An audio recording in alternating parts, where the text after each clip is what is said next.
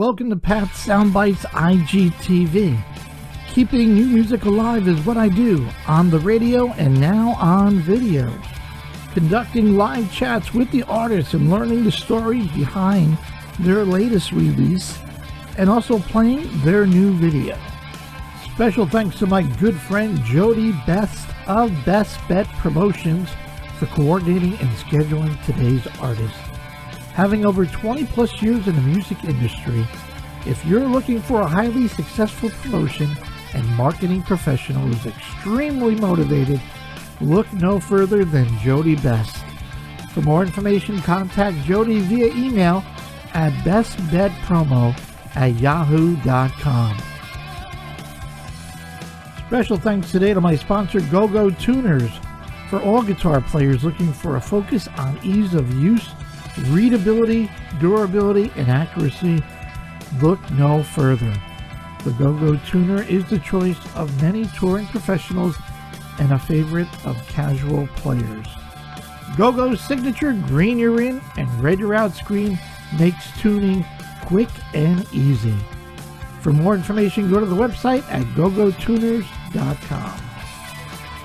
Special thanks to WBXO Classic Rock Radio Redefined, allowing me to keep new music alive on the radio airways on the Pat Show every Sunday from 5 to 8 Eastern Standard Time. Only on WBXO Classic Rock Redefined. And a big thank you to Mr. Evan Balzer for allowing me to use his amazing instrumental that you're hearing right now. It's called Trails. To find out more incredible music by Evan, go to his website at evanbalzer.com. And today my special guest is a good friend, veteran, rock guitar great Mitch Perry. Mitch Perry and his amazing band, the Mitch Perry Group, continue to rock the world as they recently released a wonderful, uplifting holiday track titled A Very Merry Christmas. We're going to play the track in that video. We're going to find out all about that song that Mitch wrote. We're going to continue to talk about that great masterpiece, that album called Music Box, because I'm still believing, as Believe is to me the song and video of the year. And a whole lot more with Mitch Perry right here on Pat's Soundbites IGTV. Hey, live on Pat's Soundbites IGTV, a special holiday Pat's Soundbites. I got the hat, I got the Mitch Perry shirt, I got Music Box, I got the picture, and I got the incredible Mitch Perry right here with his hat, with his shades. He's looking good. Mitch Perry and the Mitch Perry Group, A Very Merry Christmas track is out. Video. Oh my, what other surprises do you have in store for us? You know, we're finding these surprises out probably as quickly as you are. I mean, literally that video, by the time we finished the song, we didn't have any time to make a video. So it was like time to do it yourself. And literally Ruth and I, and more, that's more Ruth than anybody, put that all together in just about a day and a half. Okay, a few people come over, put a drink, put the music on, get them on the couch, get them smiling. Oh my goodness, what a way to end the year, Mitch. Uplifting, positive, and we certainly could use it as we look forward to. It can't be worse than 2020, 2021, right? You know, I agree, but be careful. I know. Be careful what you wish for, right? Like, we want a better one. Yeah, we're going to get it better, all right? Oh, God, Mitch. Well, I know you didn't write this yesterday, and I read about it a little bit, so talk to me about this track. I mean, it brings back for Christmas, as I just said, my son is born Christmas Eve. Today's his birthday. He's 32. Happy birthday, Justin. He's working. Good job. Good kid. I think the memories, I think of growing up in the Bronx. I think of when I love John Lennon, what is it? War's Over. Oh, my I favorite love of all time. Chuck Berry. You know, I think of my parents. I visit their graves, put a wreath on. I mean, Christmas is, you know, it brings you back to when you were a kid. It's all about the kids, the gifts, the tree, all that. And my wife had the radio blast and say all kinds of Christmas music. So it put a big smile on my face when you put out this cool track that I don't know when you wrote it, but it came out perfect timing. So talk to me about the Mitch Perry, A Very Merry Christmas. Well, first off, you hit the nail on the head when you referred to thinking back to when you were a kid, because that's exactly what this song was to me. Now, first off, I never ever set out to write a Christmas song. Um, that wasn't on the agenda, and this was 2007 that I actually did this. Wow. And I was just banging out chords on a piano, and you know, as often most songs come, you know, I'm just sitting playing, and then all of a sudden, a certain combination of chords or a melody will hit me, and I go, "Oh, we got something here." And it was so funny because I'm playing this, and I'm going, "Oh my God." I never thought about writing a Christmas song, but this already tells me it's a Christmas song. And literally, I get to the chorus and I go, "A very Merry Christmas," and it's like, oh my God, this was almost too easy. I mean, Wow. you know, it's not that simple, but Right. it really kind of it just kind of happened. And because of that, I happened to have a friend who was putting out a Christmas compilation album. So I said, sure, we'll record it and we'll put the track down. And I picked with my friend, picked a few people to go in the studio and cut the song with. And suffice to say, the song came out in a fashion that made me never want to hear a Christmas song again. Oh no. Yeah, I was not happy with it. And so we put it away. And once again, Ruth heard me playing this on the piano. I was messing around and those chords she came up. She says, "What's that?" I go, "Oh, you wouldn't believe it. I wrote this Christmas song a long time ago. It goes like this." And I played it for her. And she's like, "That's great. That's great. We got to record it." And so, you know, I played it for a few of the guys in the band. And obviously, I had to play it over the phone for them because Right. by now we're already in COVID deal. And the difference between this and how we did Music Box is none of us were ever in the same room when we recorded any of it. I mean, I was pretty much, you know, I recorded the piano, sent that to Tal Bergman, the drummer. He can, you know, I gave him, you know, little figures where I wanted the kick snare patterns and certain fills and whatnot, because I knew where certain chords were going to fall. He sent back a drum track that was perfect. I think we had to change a couple of things on it. That was it. And then I went over to Dan's house, had him put some bass on. I put my guitars on there. I sent it to our friend Steve Aguilar from Music Box. He played the Hammond B3 on it. I'm on the piano. He's on the B3. We had Dave Schultz double all the strings with an orchestral sample that he had. And then we had Eliza James play the beautiful string lines. Every one of these things was done in a separate studio by itself and not with, I never had the access to the full Pro Tools session. I was just basically taking an MP3 of the last mix Wow. and saying, play your parts to this, play your part. So no one had an idea of what was coming out until it's finished. But I mean, when you listen to it at the end, it sounds like we're in one room having a big party. I'm just so proud of the job everyone did on it. And can't wait till we get to do it and play it all at the same time. Cara Turner. Oh my goodness. What a voice. That woman could sing anything. The Oh, minute she opens up her mouth, it's so soothing. It fits. It's like a glove.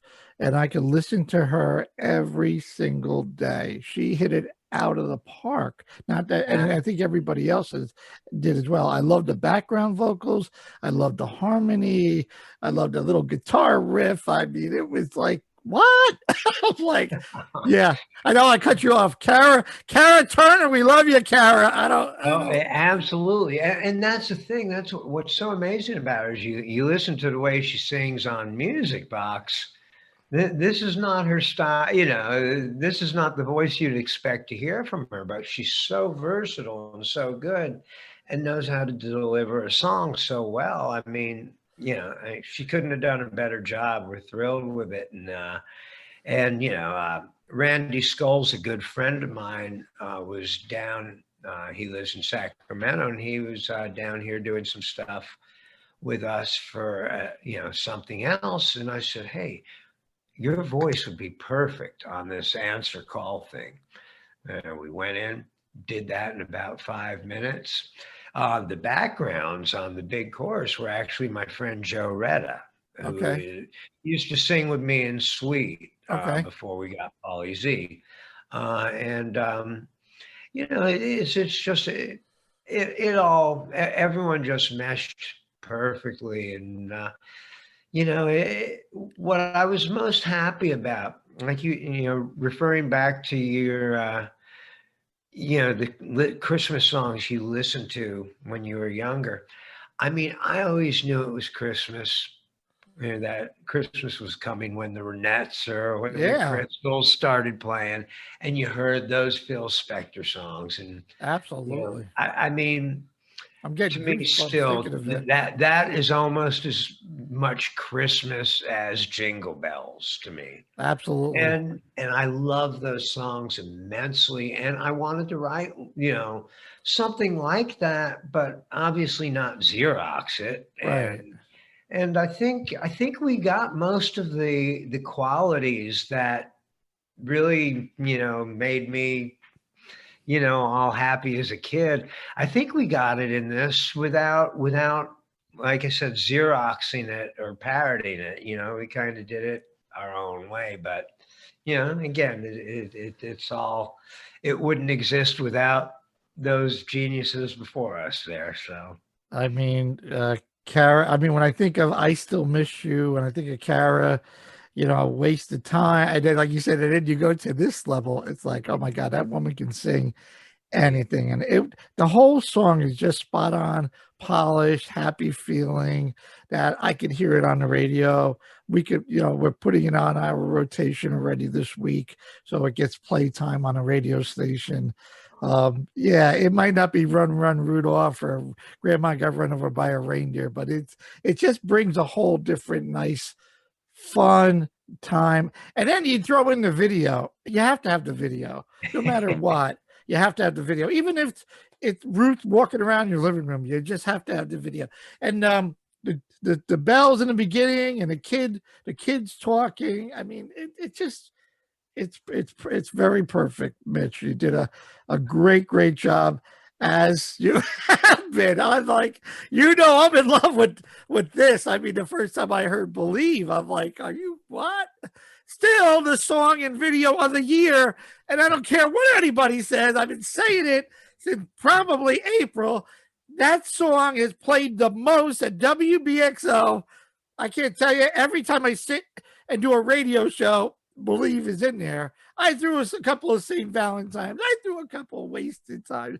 But Believe, Pat is certainly still believing. And I am glad that somebody woke up in Vegas, I want to say, and gave you this award for, I think it's Outstanding Producer for this great masterpiece, and for the video, I want to say, for Believe. And the videos are so important. Mitch, we live in such a visual world. I don't know. There are a lot of great songs that folks did put out this year, but if they didn't put out a video, I think it just gets lost in the wasteland. And believe what whoever does your videos, my goodness. Yeah, well, we were fortunate enough to have Ian Fisher do Believe, and I thought he pulled a rabbit out of the hat with that. Wow. Because once again, we were all locked down. There was no filming that actually happened. The filming of the band had taken place back when we were recording the album, because we were planning on using that footage for the EPK. So that's why we had that. And he went, the same as we did with the Santa video. We just found file footage that that we subscribe to, different companies that you can find this stuff. And I mean, the way he put the story together with what he found was a work of art. We were so Absolutely. fortunate to have him. So now that you've had a chance to just take a breath and thinking about Music Box, did it hit all your achievements and your goals when you originally sat down with the band and put this out? What's the reaction, the overall reaction when you hear somebody talk about Music Box? I mean, you got to be the most satisfied guy to go. You hope people. I mean, music is an interpretation. Everybody they thinks grabs songs, like songs differently, or might like this song better than that song. And when you put this out, and now you had a chance to sit back and maybe evaluate. Now that you got you met the crazy nuts like Pat Calamari that go, oh my goodness, what are you thinking when you sit down with Ruth and you think about this year? I mean, we know this year sucked for no live performances, but this year has been a great year. I got to tell you, a lot of great music out there. That much is true, but I mean, on a critical level, I mean, I couldn't be happier with the reception we've gotten. I mean, if people aren't saying it's the best, they're saying it's one of the best of the year, and that's to a man, to a magazine, to an interview. I mean, I can't thank everybody enough for all the plaudits we've received. Right up to the awards that we got from the Producers' Choice Honors in Vegas. However, playing music is a live thing. And I mean, as great and wonderful a reception as we found and had, and we really couldn't ask for more. So I'm not complaining here. I'm just going, could you imagine this had we been touring this properly and doing what we're supposed to? Because remember, again, as proud as we are of this album, my band live kills it. I mean, we play this stuff. Those vocals sound like those vocals live. This band sounds like that live. I mean, and we add a lot more because we basically started off as a jam band on Sundays. So a lot of these songs have little rabbit holes written to, that we can go down, doesn't have to be done the same way every day or every show. But, there are these little places we can go into jams and I mean, there will be a reason, not just hearing the songs you like.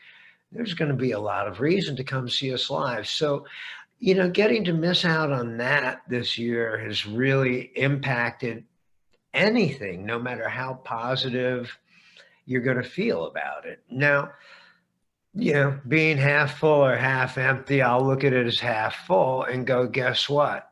We didn't tour this year. That means it's a hit reset next year. Absolutely. Yeah, I've already got a second album of material written, and we could start recording tomorrow if we wanted. We're not going to, but in a perfect world, as we get back to the ability to play, I'd like to then, really do the proper job with Music Box that we should have been doing this year, as far as going out and touring it and taking it to the people and giving, all, everybody a chance to get at it. But at the same time, we'll be working on that second record, so you won't have to wait long for something new. That's a perfect world. I mean, believe me, I've had a lot of talk with a lot of business people about this record because it's gotten a lot of interest, and we're certainly gonna. There's going to be a home and a course that we're going to chart for it. That you can count on. But the truth of the matter is, at this moment, still none of us know what's going on. We don't know Exactly. any more right now than we knew in March when this was all starting. I mean, with all the stuff you've got, Britain being turned into a little Australia all of a sudden. I mean, it's like a penal colony. You're not allowed to fly in or fly out. And Right. I mean, this stuff is changing daily. And some of the people I talk to, are involved in a lot of the big festivals over there where we had hoped to be headed. And so, I wish I could, put a big smile on my face and go, guess what? We're hitting the road in March. But that's not Right. on We the don't know cards that. yet. And until we can figure out when that stuff's going to happen, it's so hard to really figure out what to do business wise with this stuff because in all reality, there's not much of a return on the investment when we're not out playing because, record buying is not what it used to be. That is for sure. You said a lot there, and is the second album, will that be more stress on you compared to how well Music Box did for you as an artist? Do you say, man, guys, we hit it out of the box. How do we do better than that? Well, I mean, I suppose the stress comes when it comes out and nobody likes it as much as the first one. That's when it'll What get happened, Mitch? stressful. This But sucks. but up until then, I mean, you got You to wouldn't know. remember, Music Box is a collection of things I've done throughout the years, as well as brand new. I mean, I write all the time, so it's not golden oldies time. Right. But I mean, I have a treasure trove of things, so I'm not worried. Do we have another Believe? Because I already know we do. Oh, whoa. Oh yeah, and so yeah, I'm not worried, but I'm not worried in that regard. Will we have the songs or the music? But everything. Making a record is capturing a moment in time, and the band was on fire when we made this record. We had the right people engineering, we had the right people doing everything. Hopefully, it's going to be exactly the same, the following time. But those are all the things that'll be stressful Right. is lining up, making sure that we're doing the job we want to do the way we want to do it.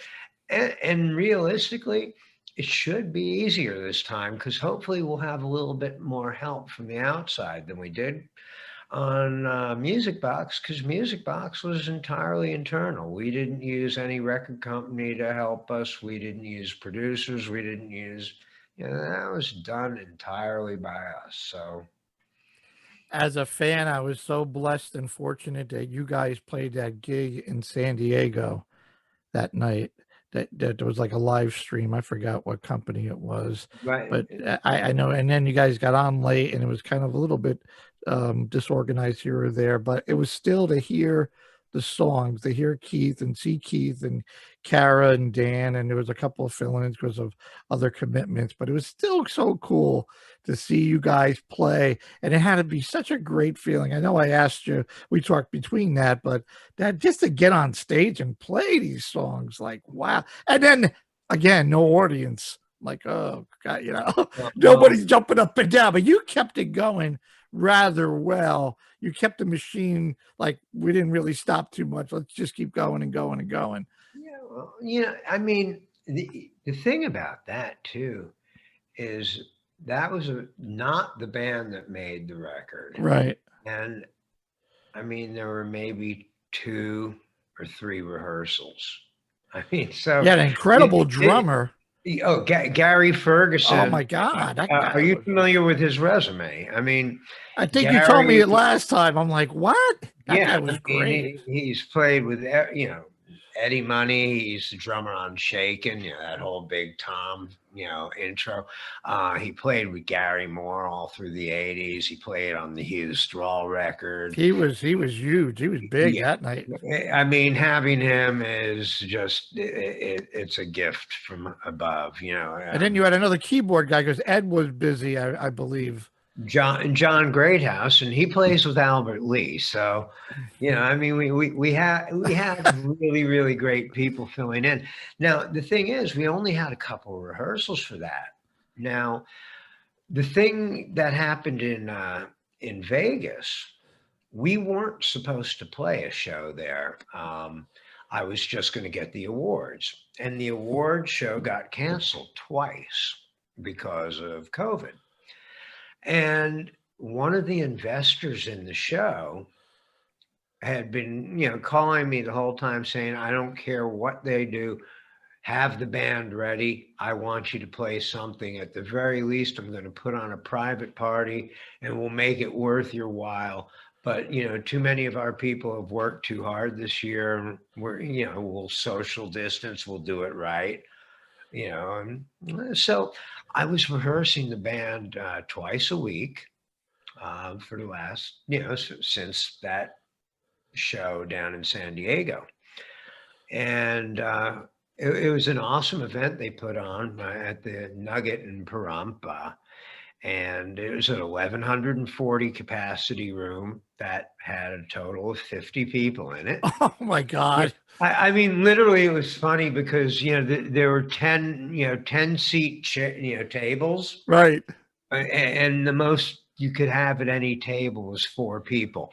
So, like, even if the band wasn't playing, it was still hard to have conversation. But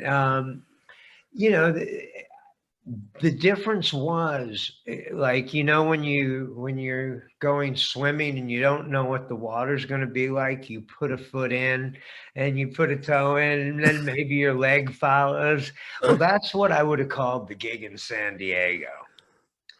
Well, this time when we played, we all jumped in head first. Everybody knew what they were doing, and oh my God, I mean, if you all the accolades we've gotten this year, listening to the record, all that stuff, all the great feelings from that, nothing can come close to how this felt putting it out live, because it was the first opportunity to really see, I Get mean, it out. there were only 50 people, and it wasn't the raucous, roar of approval Right. we wanted after each song. But I don't think people stopped telling me about how great it was for a week after the show. I mean, and as a musician, when you're hitting it and when you're not. Right. And I wouldn't quite have claimed to hit it in San Diego. In In Pahrump, I Vegas, felt though. like Babe Ruth pointing noses up.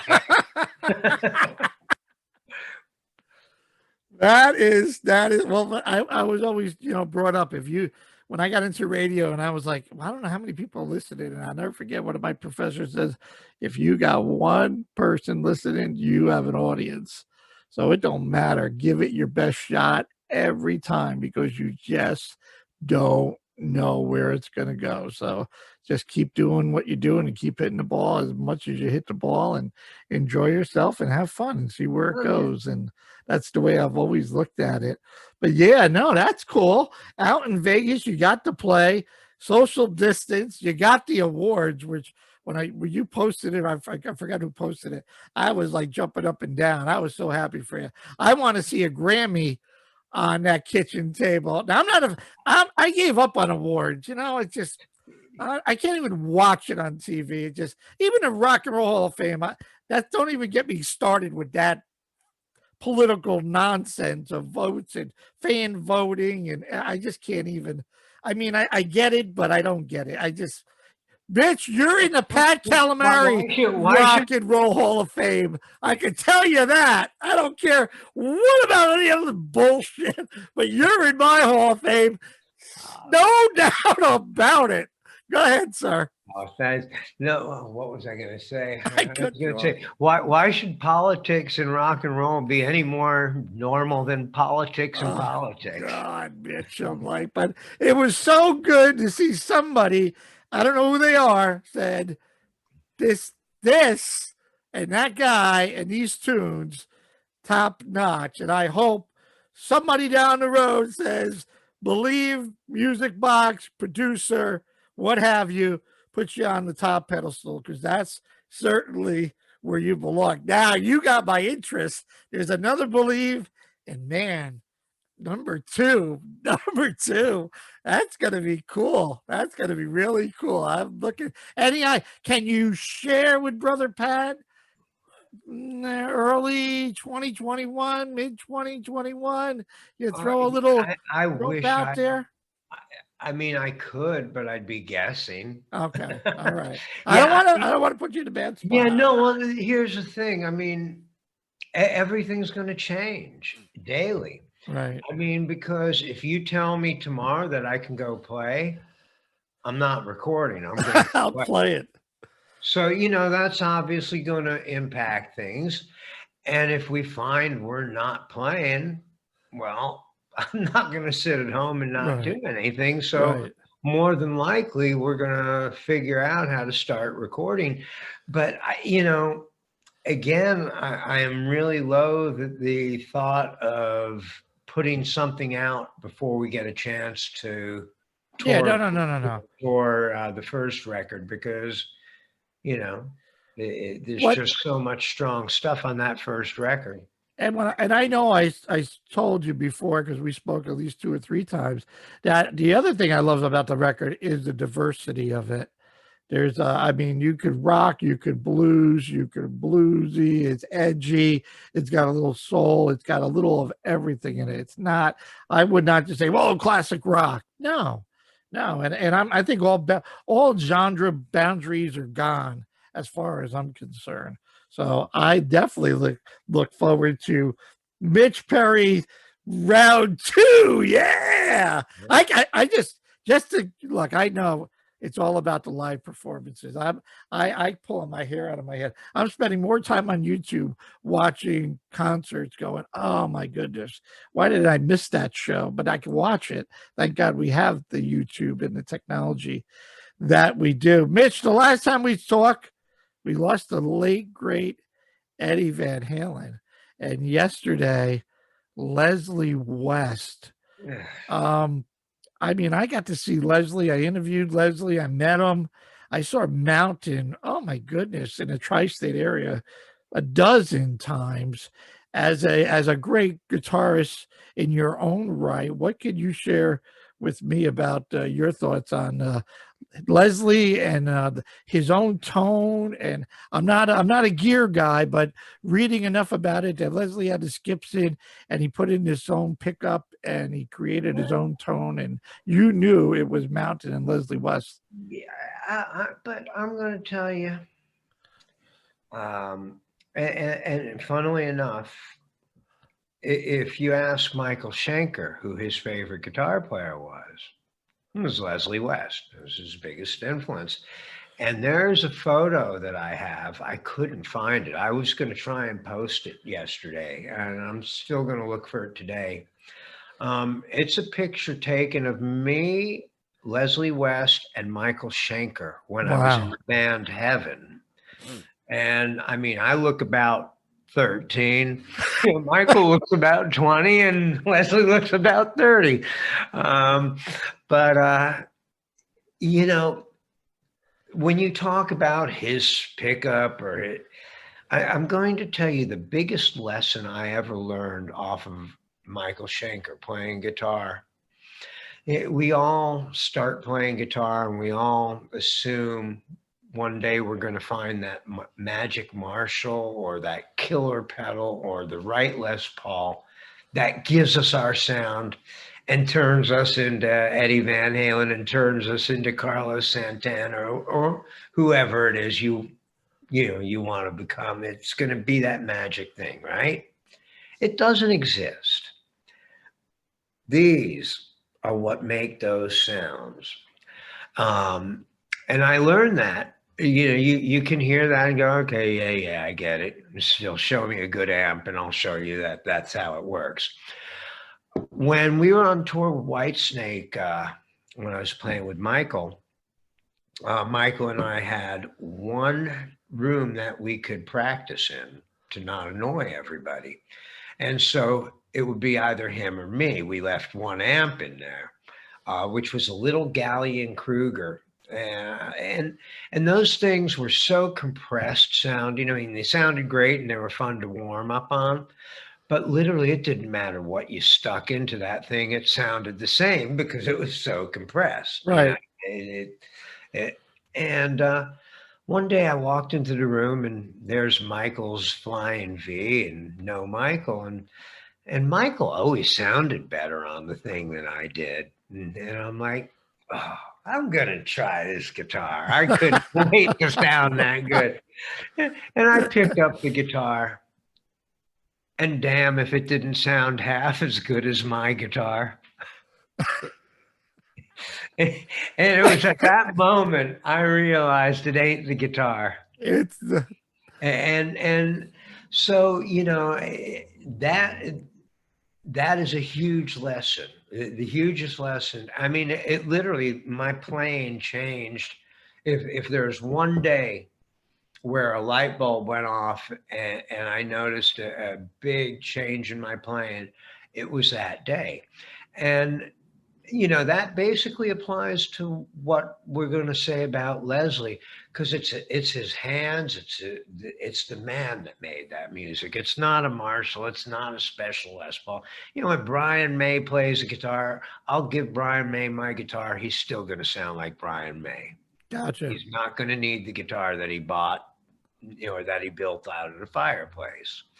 And Leslie came around at a time, before he just had this milkiest, smoothest vibrato. I mean, a lot of where Michael comes from, if you go back and listen to Michael, to Leslie, you will see he's not lying when he says he was one of his biggest influences. You can absolutely hear it. And it's a tragic loss. Yeah, it's like, wow. But I know I met him I only met him once and I interviewed him, and it was over here locally at Daryl's house. And just a terrific guy, the history. Carmine Apiece calls me every Thursday. Carmine says to say hello because I know you toured with Carmine in Japan. Yeah, Carmine, I love Carmine. Carmine's in Florida. He calls me every Thursday. I'm one of 12 DJs that he calls to say, hey, what are you doing? And we just talk history. Carmine is like, oh my God. The minute he goes, who are you interviewing this week? And I just went about it. I went on tour with Mitch. We went to Japan. We went here. I don't know how. We've done. I mean, I actually, the first band I played in LA, Vinny was a drummer. Oh, okay. So yeah, I'd say I had both Apiece brothers or Appice brothers. However you want to call it. or the way they probably should say it, which is Apice. Apice, right? Exactly. I love them guys. Yeah. So you're still doing the master classes. If you want to up your game and you want to play guitar, how do they contact you, Mitch? Just get a hold of us on the website, or MitchPerry.com. MitchPerry.com, or you can also if you go to our Facebook, there you'll see ads that will, give you any details on how, phone number or whatnot to get a hold of it. But we're doing it online. We're doing it real time if you're in town too. I mean, for me, nothing beats being right next to someone when you're learning, because there are just so many little subtle things that really contribute to the whole of doing it right. And it, for me, you'll pick those up a lot more being in person than you will online, but it works either way. So. Excellent. Well, I want everybody to go to mitchperry.com. I need to go to Mitch Perry. I took piano lessons and I got the Saints of Marching In, and I was with a group and a woman just was full speed ahead and blew. I need like the one-on-one going. Okay, one out of three. I gotta figure it all out. I know I can. I'm like I'm a wannabe musician, but I'm like, because that's the part that I don't have the knowledge of. I would love to talk instruments with you and strings and amps, but I don't have that. And now I know I have the time to do it, so it's just a matter of doing it. Go to mitchperry.com, get a shirt, buy this masterpiece, and maybe you're lucky enough to get a picture if you say hi to Ruth occasionally. Take care of Miss Ruth. You've been naughty or nice there, Mitch Perry? Well, I guess I'll have to wait till tomorrow to find Yeah, I guess so. Mitch, a very Merry Christmas. You guys got to go check it out. It's on our rotation right now.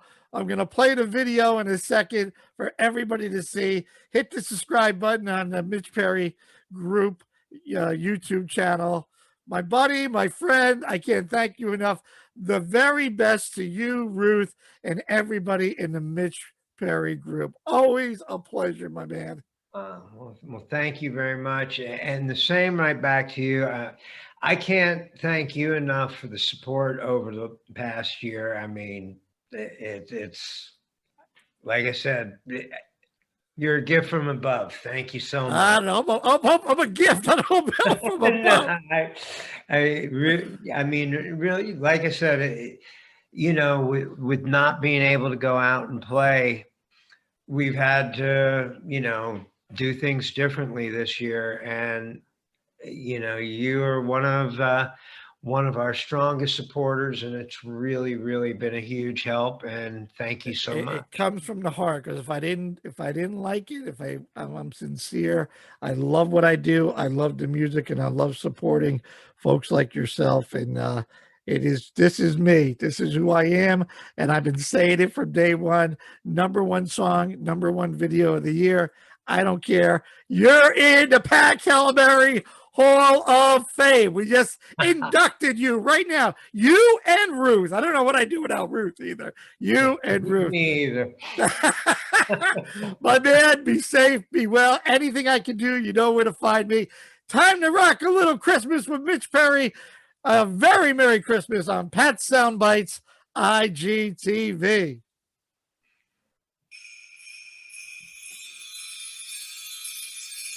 Mommy, how long until Santa gets here? Can you feel it in the sunshine? Can you feel it in the air? Can you feel it all around you? It's everywhere. I've been waiting such a long time. I know you've waited too. Time has come, it's gonna be here soon. A very Merry Christmas. Yes, it's on its way. A very Merry Christmas. All I wanna say, yeah, yeah. It's a day we need to show affection. Move the world in the right direction. Open